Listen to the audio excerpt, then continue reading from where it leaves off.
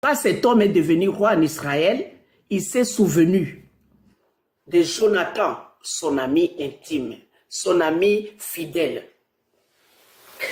Il a dit ceci, David dit, « Reste-t-il encore quelqu'un de la maison de Saoul pour que je lui fasse du bien à cause de Jonathan ?»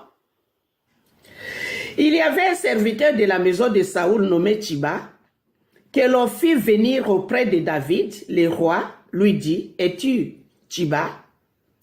Et il répondit, « Ton serviteur. » Le roi dit, « N'y a-t-il plus personne de la maison de Saoul pour que je juge envers lui de la beauté de Dieu? » Et Tchiba répondit au roi, « Il y a encore un fils de Jonathan, perclus des pieds. » Le roi lui dit, « Où est-il » Tchiba répondit au roi, « Il est dans la maison de Makir, fils d'Amiel, à Lodébar. » Mais bien aimé dans le Seigneur,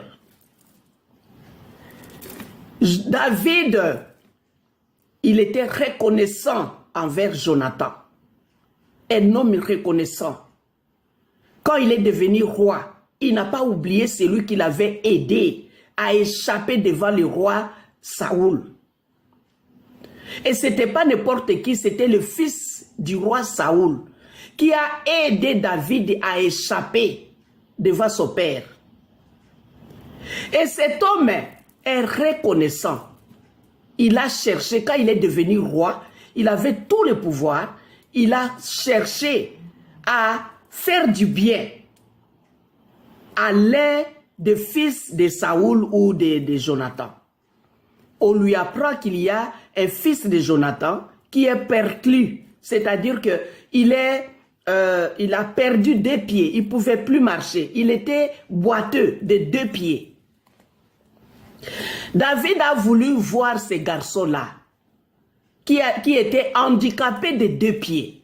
On l'a amené et ce garçon-là s'appelait Mephibosheth. Mephibosheth est arrivé devant David, boité de 2 pieds. David lui a dit ceci au verset 7. « Ne crains point, car je vais te faire du bien à cause de Jonathan, ton père. Je te rendrai toutes les terres de Saoul, ton père, et tu mangeras toujours à ma table. »